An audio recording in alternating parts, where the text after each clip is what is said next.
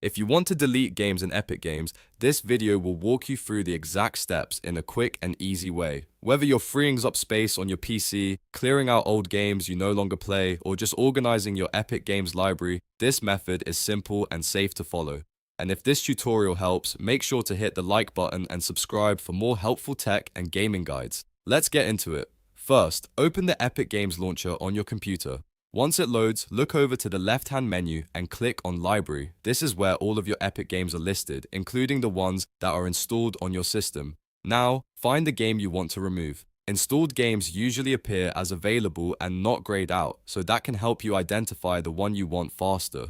After you locate the game, look for the three dots next to the game title. Click those three dots to open the options menu. From the drop-down list, click Uninstall.